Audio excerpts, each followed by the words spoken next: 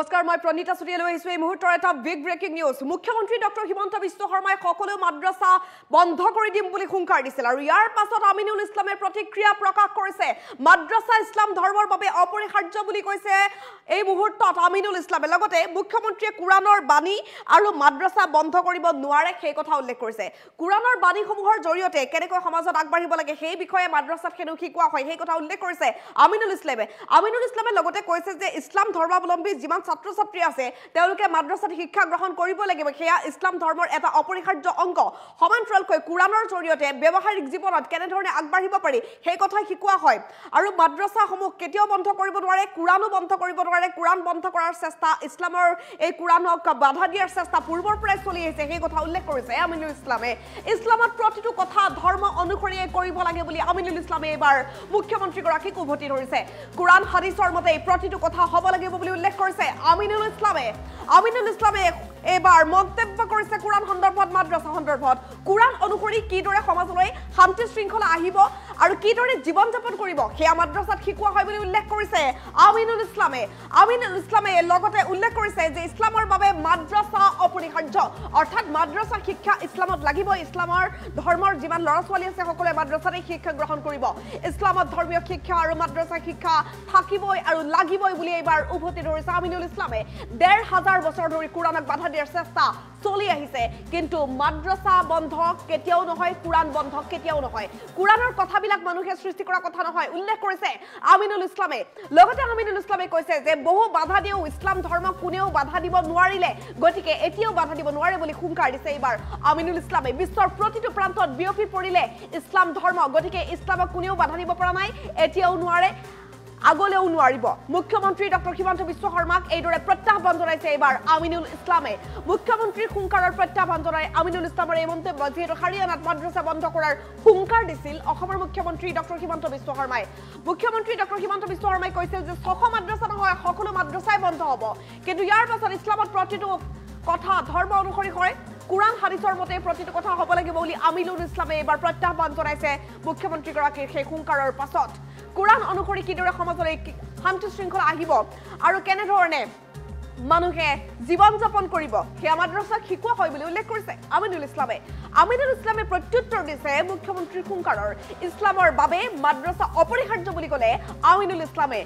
মাদ্ৰাসাত অধ্যয়ন কৰিয়েই ইছলাম ধৰ্মৰ ল'ৰা ছোৱালী ডাঙৰ হ'ব বুলি কৈছে ইছলামত ধৰ্মীয় শিক্ষা আৰু মাদ্ৰাসা শিক্ষা থাকিবই আৰু লাগিবই বুলি উল্লেখ কৰিছে আমিনুল ইছলামে ১৫০০ বছৰ ধৰি কুৰানক বাধা দিয়াৰ চেষ্টা চলি আহিছে কিন্তু এতিয়ালৈকে বাধা দিব পৰা নাই কেতিয়াও বাধা দিব নোৱাৰে বুলি মন্তব্য কৰিছে তেওঁ কুৰানৰ কথাবিলাক মানুহে সৃষ্টি কৰা কথা নহয় গতিকে এইবোৰ কথা মানুহে সৃষ্টি কৰা নাই আৰু মানুহে বন্ধও কৰিব নোৱাৰে বাধা দিব নোৱাৰে বহু বাধা দিও ইছলাম ধৰ্মক কোনেও বাধা দিব নোৱাৰিলে বুলি মন্তব্য কৰিছে আমিনুল ইছলামে বিশ্বৰ প্ৰতিটো প্ৰান্তত বিয়পি পৰিলে ইছলাম ধৰ্ম সেই কথা আমিনুল ইছলামে মন্তব্য কৰিছে মুখ্যমন্ত্ৰীগৰাকীৰ হুংকাৰৰ পাছত প্ৰত্যাহ্বান মুখ্যমন্ত্ৰী ডক্টৰ হিমন্ত বিশ্ব শৰ্মাকে এইদৰে প্ৰত্যাহ্বান জনালে আমিনুল ইছলামে যেহেতু হাৰিয়ানাত শেহতীয়াকৈ মুখ্যমন্ত্ৰী ডক্টৰ হিমন্ত বিশ্ব শৰ্মাই উদাত্ত ভাষণেৰে কৈছিল যে ৬০০ মাদ্ৰাসা নহয় সকলো মাদ্ৰাসা বন্ধ কৰিম অসমৰ মুখ্যমন্ত্ৰী ডক্টৰ হিমন্ত বিশ্ব শৰ্মাৰ সেই হুংকাৰৰ পাছত আমিনুল ইছলামৰ প্ৰতিক্ৰিয়া ইছলামত প্ৰতিটো কথা ধৰ্ম অনুসৰিয়ে কৰিব লাগে বুলি উল্লেখ কৰিছে আমিনুল ইছলামে কুৰান হাদিছৰ মতে প্ৰতিটো কথা হ'ব লাগিব বুলি এবাৰ আমিনুল ইছলামে উভতি ধৰিছে প্ৰত্যাহ্বান জনাইছে মুখ্যমন্ত্ৰীগৰাকীক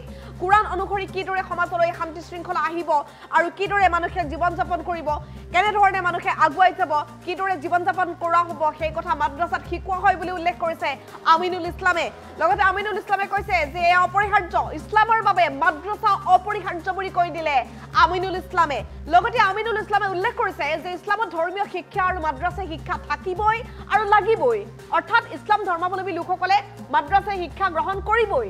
১৫০০ বছৰ ধৰি কুৰানক বাধা দিয়াৰ চেষ্টা চলি আহিছে কিন্তু এতিয়ালৈকে বাধা দিব পৰা নাই সেই কথা উল্লেখ কৰিছে আমিনুল ইছলামে কুৰানৰ কথাবিলাক মানুহে সৃষ্টি কৰা কথা নহয় বুলিও উল্লেখ কৰিছে আমিনুল ইছলামে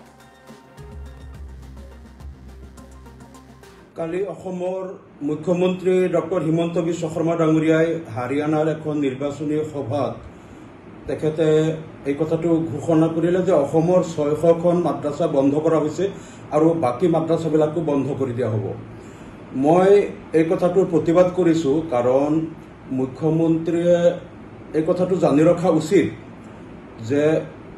পৃথিৱীৰ বুকুত ইছলাম ধৰ্মই একমাত্ৰ ধৰ্ম যি ধৰ্মত মানুহে পেচাব পায়খানাৰ পৰা আৰম্ভ কৰি ৰাষ্ট্ৰ পৰিচালনালৈকে থকা খোৱা উঠা বহা মানুহৰ লগত চাল চলন ব্যৱসায় বাণিজ্য চাকৰি তাৰপিছত বিভিন্ন ধৰণৰ মানুহৰ জীৱনৰ প্ৰত্যেকটো পদক্ষেপত কি কাম কেনেকৈ কৰিব লাগিব, কেনেকৈ উঠিব লাগিব, কেনেকৈ বহিব লাগে, কেনেকৈ কথা পাতিব লাগে, বিয়া বাৰু প্ৰত্যেকটো কথাত কোৰআন হাদিছৰ ধৰ্মীয় নিৰ্দেশনা আছে। মানুহৰ নিজৰ ইচ্ছামতে একো কৰিব নোৱাৰে, প্ৰত্যেকটো কথা ধৰ্মীয় বিধি নিষেধ তাত দিয়া আছে, একমাত্ৰ ধৰ্ম ইছলাম। গতিকে এই ধৰ্মৰ এই নীতি নিয়মবিলাক কোৰআন হাদিছৰ আলোকত প্ৰত্যেকটো কথা মানুহে কেনেকৈ জীৱন ধাৰণ কৰিব, কেনেকৈ সমাজত শান্তি শৃংখলা আহিব, এই সকলোবিলাক কথা মাদ্ৰাছাত শিক্ষা দিয়া হয়। আৰু সমাজৰ পৰা 2-4জন লোক তেওঁলোক আলিম হিচাপে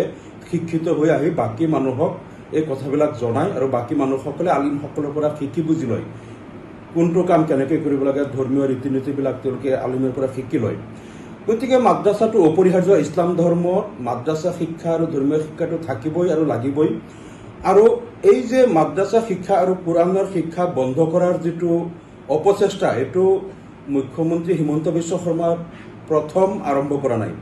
এইটো 1500 বছৰ পূৰ্বে যেতিয়া কোৰআন অৱতীৰ্ণ হৈছিল আমাৰ নবী হজৰত মুহাম্মদ সাল্লাল্লাহু আলাইহি ওয়াসাল্লামৰ ওপৰত, কোৰআন যেতিয়া নাজিল হৈছিল তেতিয়াই কিন্তু কোৰআনৰ শিক্ষা যাতে মানুহৰ ওচৰত যাব নোৱাৰে, কোৰআনৰ শিক্ষা বন্ধ কৰাৰ কাৰণে তেতিয়াই আবু জেহেল,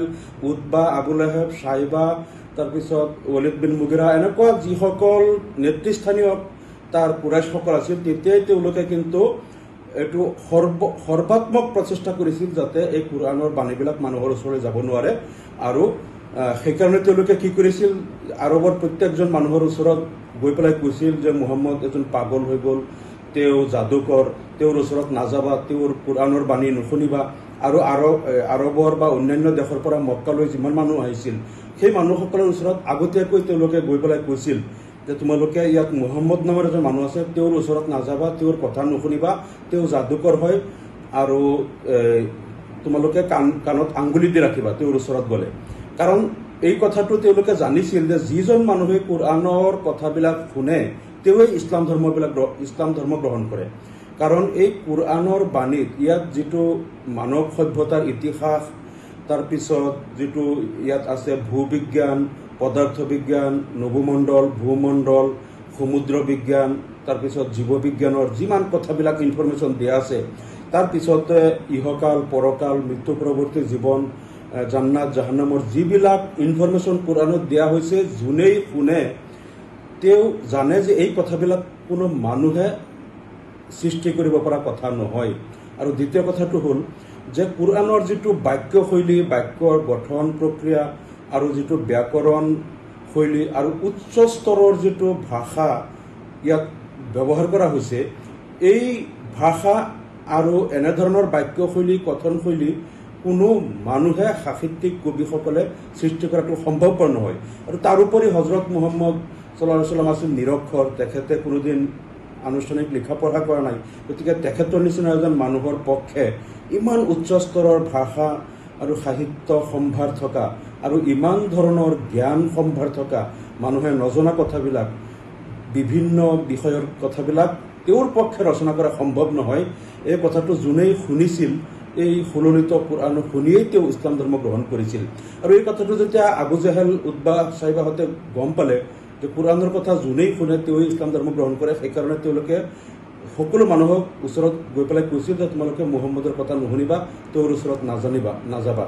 বাহিৰৰ মানুহবিলাকক যেতিয়া কৈছিল তোমালোকে এই মানুহজনৰ ওচৰত নাযাবা, কাণত আঙুলি দি ৰাখিবা, কথা নুশুনিবা, তেতিয়া কিছুমান মানুহৰ কিউৰিয়চিটি হৈছিল যে কিয় বা বাধা দিছে, আমি এই মানুহজনৰ ওচৰত যাওঁচোন, গৈ পেলাই শুনো তেওঁ কি কয়। বাহিৰৰ মানুহ আহি পেলাই যেতিয়া তেওঁৰ কথা শুনিছিল, বহুতে কিন্তু তেতিয়া লগে লগে কলিমা পঢ়ি ইছলাম ধৰ্ম গ্ৰহণ কৰিছিল।